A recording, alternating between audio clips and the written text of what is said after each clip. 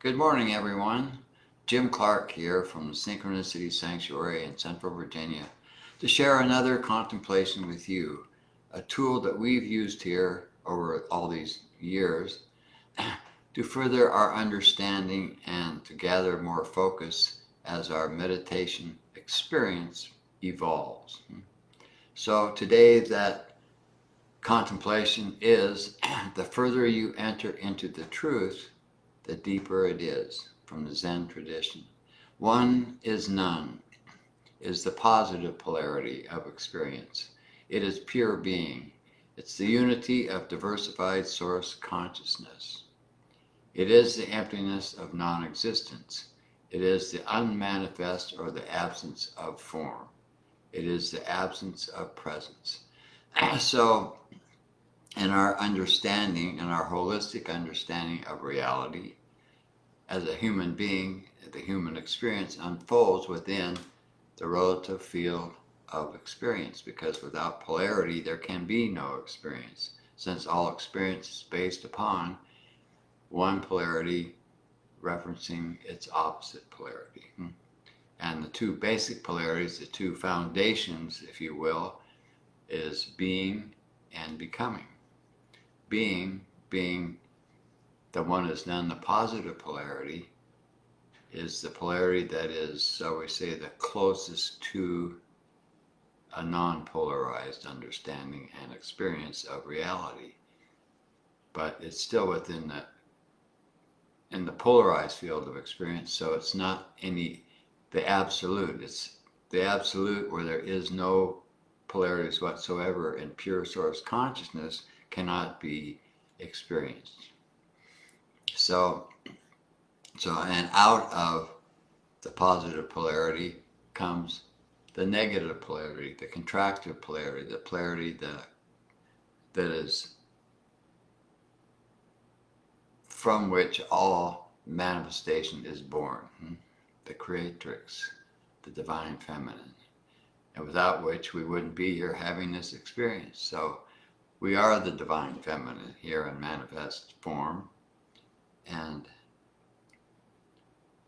all form is having an experience within this field of relativity where polarities are at play, and we are at choice. We can emphasize the negative polarity or we can emphasize the positive polarity, but without any understanding of the nature of life and how life works, that choice is not one that you can consciously make.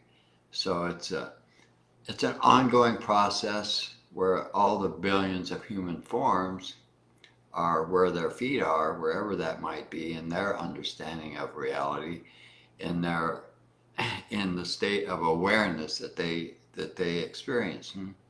Because as consciousness contracts itself into form, it forfeits awareness as form. So when you're born into this world as a human being, there's been a lot of contractive processes that took consciousness into energy and energy into matter and matter into your form. And before that process is complete, the only awareness you have is that you're here. You don't know who you are. You don't know what the world is. You have really no awareness whatsoever, no memory of where you came from and who you are beneath the form that you are experiencing. So we become identified with our form as a human being, even though we are consciousness or spirit having the experience of the form, but we are not the form. So we get identified, we get our name, we have our family, we have our parents, we have our teachers. We have all this process where our minds begin to identify with our experience as the truth of who we are, which is not a real, it's not a fundamentally true identification. And this is where conflict arises. You have conflict because you're trying to grasp and understand the processes of life as being identified as being a human being, and you're not really that human being. So the objective perspective of truth has yet to unfold in your awareness. And until that does happen, you're caught up in the I'm right, I'm wrong, I'm good, I'm bad, and so forth and so on. And basically, it's just a process of survival, a never-ending process of survival, underneath which we are always looking for some form of completion, some form of fulfillment, because our very nature, our truthful nature, is a blissful nature. It's a nature of absolute bliss, not needing anything, not wanting anything. And yet, in the human form itself wants something always. It's always looking for something outside of itself to fulfill itself. And so you have this duality where your true nature, which is still with you, even though you're not aware of it, is present, even though you're not aware of that presence. And then you have the form, the human form, which is trying to survive, and in its efforts to survive and maintain or experience some form of fulfillment, it's reaching outside into the exterior of your being to try to find, a relationship. It's trying to find love. It's trying to find what it needs to survive, and on and on and on. And as this play goes on, you do experience moments of fulfillment. You discover something. You fall in love. You get a good job. You get your education. Whatever it might be. Here and there are moments where you have kind of a short-lived aha moment where you feel like you're secure and you've arrived at a point where you can just relax. But it's never lasting, and it's never truly fulfilling. And it's kind of like you work all your life to attain what you consider to be the be-all and end-all of life. Say it's retirement. That's a common one in the West. And you get to your retirement. So you quit your job and say, oh boy, now I don't have to work anymore. And then you find that you're still sitting with yourself. You're still sitting with yourself in the same state of awareness that you maintained all the time you were spending your life only focused on survival, only focused on trying to find something outside yourself to fulfill yourself. So, which doesn't work. And this is an ongoing process until you have experienced enough of this that you come to the realization that something is missing in your life, and you still don't know what it is, but you are then open to receiving a greater understanding. And this is when people have their awakening experiences in all different ways, in all different manners, in all different environments as a human being. And when that awakening experience happens, a door opens for you. And then this is when people usually begin to start some form of meditation, some kind of a holistic lifestyle practice, so that they can start growing their awareness and they start to gain some understanding of how life works, that the polarities are at play, and that there's ways to emphasize one polarity over another. They also begin to realize that the default dominant polarity when you're first born into this planet is the negative polarity. And in that negative polarity, you have forfeited all awareness of yourself as source, as spirit, as consciousness. So the idea of all the practices that have ever been developed as a holistic lifestyle is simply to emphasize the positive polarity, so that you can shift the balance within yourself, not the exterior, but the interior. And then you begin to grow your awareness of who you are. You have the experiences of who you are. You begin to experience presence. You begin to experience yourself as something more subtle than the human body, and also something that is witnessing the experience of being a human being. I'm experiencing Jim Clark because that's the form that I have for this particular journey as human. And of course, was fully involved and identified with Jim Clark, whoever that might be, growing up and coming into my mid years of my life in the 30s and so forth. And that's when I had my awakening experience, which was an amazing experience, and it came without any warning.